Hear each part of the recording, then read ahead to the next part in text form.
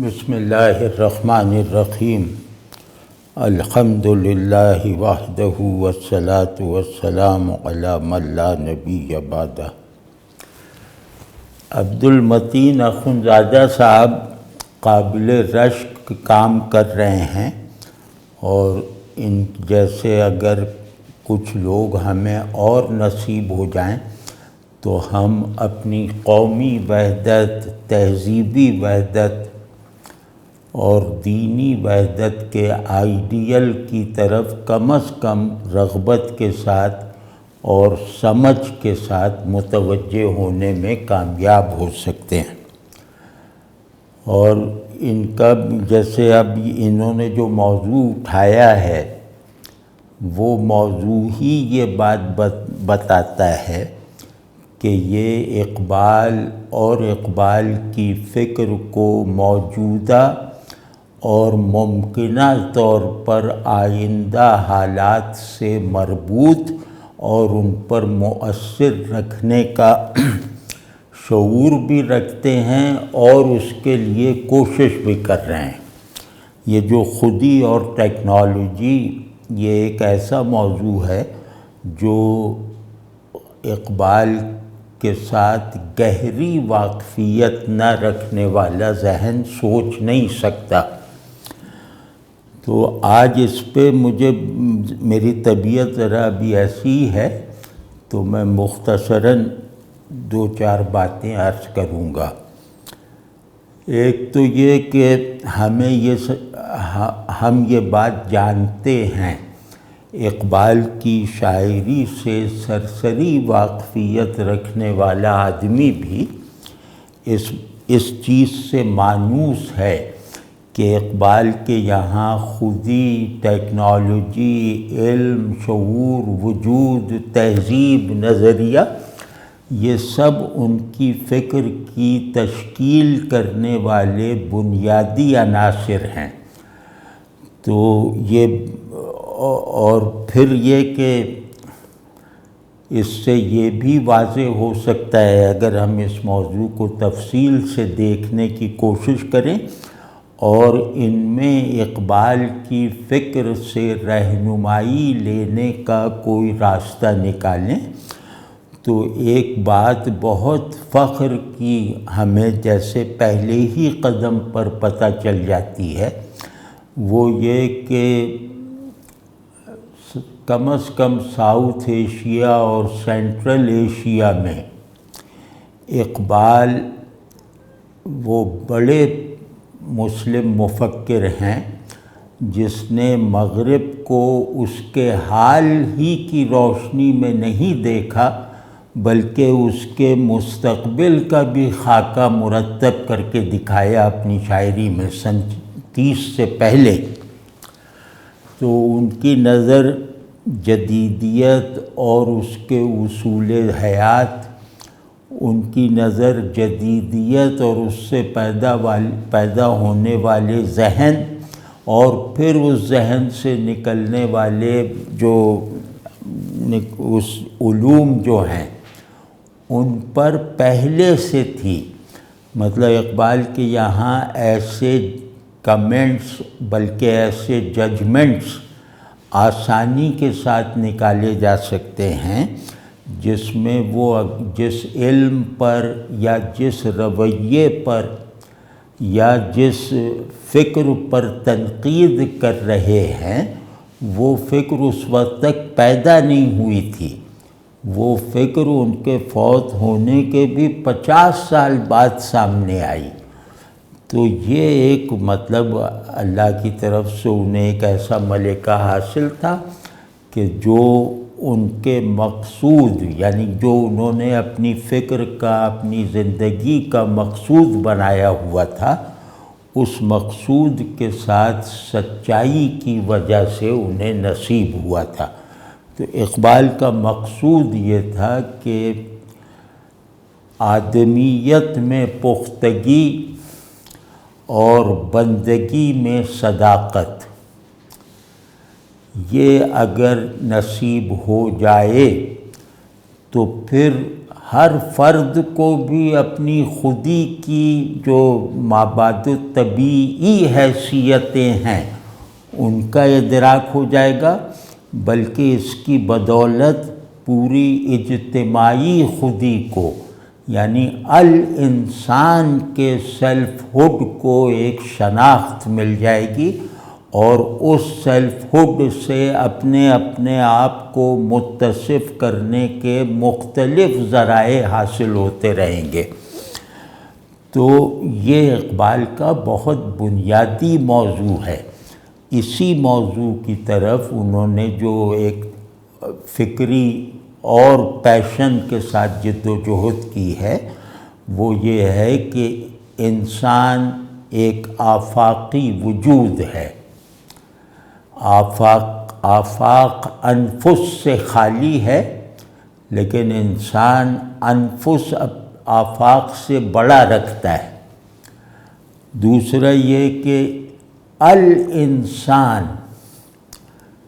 جس دین کی پروڈکٹ ہے وہ دین اسلام ہے، تو اس کا مطلب یہ ہے کہ اسلام کو اس کے انفسی اور آفاقی دونوں سیاق و سباق میں دیکھے بغیر اس دین کی سمجھ، اس کی معرفت، اس کی افادیت کا شعور اور اس کی حیثیت امر الہی کے طور پر وہ سامنے نہیں آ سکتی۔ یعنی اسلام صرف فقہ کا نام نہیں، اسلام صرف کلام کا نام نہیں ہے، اسلام نام ہے قرآن کی ایک قرآن کی ہیومن اینٹیفیکیشن کا۔ قرآن لفظ سے آدمی بن جائے وہ اسلام کا مقصود ہے، اور یہ قرآن سے بننے والا آدمی بنا کے دکھا دیا گیا، یعنی رسول اللہ صلی اللہ علیہ وسلم کی شکل میں، اور اس کے بعد اس ماڈل کو سامنے رکھ کر اس کے ساتھ نسبتوں کو زندہ رکھنے اور کمال تک پہنچانے کے یقینی راستے بھی نکال کر دکھا دیے گئے۔ تو یہ جو دین ہے، جو اللہ کا آخری پیغام ہے، آخری دین ہے، قیامت تک کے لیے ہر آدمی کے لیے کی طرف مخاطب ہے۔ تو اس دین کے اس دین کو اس کی اس حیثیت میں رکھتے ہوئے، اس کی اس ماہیت کو محفوظ رکھتے ہوئے، مسلمان کی ڈیفینیشن تو ہوگی ہی، لیکن اصل میں اس سے جواب مل جائے گا کہ انسان کیا ہے، اور انسان اپنی حقیقت کے اعتبار سے جو ہے وہ اپنی عملی زندگی سے اچیو کر سکتا ہے۔ اس سوال کو حل کرنے کے لیے اقبال نے اپنی ساری زندگی لگا دی اور بتایا کہ ہاں، اگر انسان اپنی ذات میں، یعنی انسان اپنی حقیقت اولا یعنی بندگی، یعنی اللہ کے امر ہی سے نہیں بلکہ اللہ کے مظہر کی حیثیت سے وجود پانے والا، یہ اگر ان حیثیتوں کو اپنے ذہن میں اور اپنے قلب میں حاضر کر لے اور ان کی طرف اپنی ساری سرگرمیوں کو انہی کی طرف یکسو رکھے، تو وہ اقبال کی اصطلاح میں مرد مومن ہے، مرد حر ہے، مطلب جو بھی ان کے بڑے بڑے القاب ہیں۔ اور خلاصہ یہ کہ یہ وہ انسان ہے کہ جس نے اپنی خودی کو دریافت کر لیا۔ تو خودی اقبال کے یہاں نام ہے آدمیت کی تکمیل بندگی کے نقطے تک پہنچ کے کرنا، یعنی آدمیت کی اپنے طور پہ تکمیل، یعنی فطرت آدمی کی تکمیل یہاں تک کہ وہ حقیقت بندگی کا مظہر بننے کی لیاقت حاصل کر لے۔ اب اس پس منظر میں اگر دیکھیں تو ٹیکنالوجی خاص طور پہ آج کی اور جو مستقبل میں یہ ہونے جا رہی ہے، یہ ٹیکنالوجی مسلمان ہی کے لیے نہیں، انسان کے لیے بڑا چیلنج ہے۔ یعنی اب ایک پوسٹ ہیومن ایرا شروع ہونے والا ہے، مابعد انسان زمانہ، اور جو انسان کے فضول ہونے، فاضل ہونے اور ناکارہ اور فالتو ہونے اور انتہائی کمزور ہونے کے تصور کو گویا دلیل فراہم کر دے گا۔ تو اب اس صورت میں کہ جہاں آدمی جو ہے وہ اپنے اوپر تصرف رکھنے سے عاجز رہ جائے گا، جہاں آدمی کا ذہن حقیقتوں کے ساتھ کسی بھی کورسپونڈنس کے لائق نہیں رہ جائے گا، جہاں انسانی شعور جو ہے وہ وجود کے اتنے بڑے پھیلاؤ کے ساتھ اپنے آپ کو موجود جاننے کی کوشش کی جسارت بھی نہیں کر پائے گا،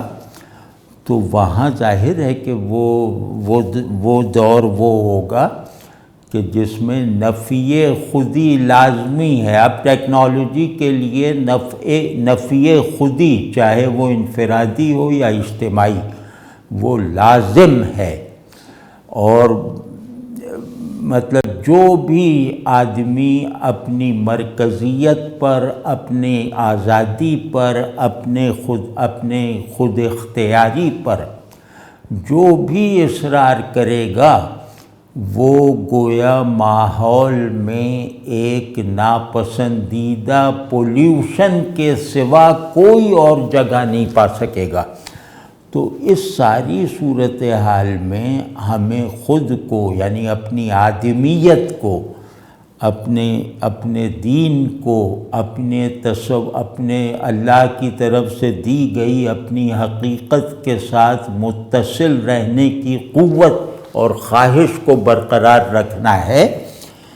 تو آج بھی اقبال جو ہیں وہ آج بھی ریلیونٹ ہیں، ایفیکٹو ہیں اور ہماری مدد کر سکتے ہیں۔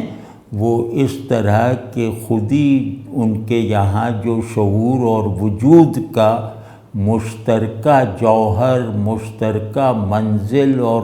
مشترکہ حقیقت ہے،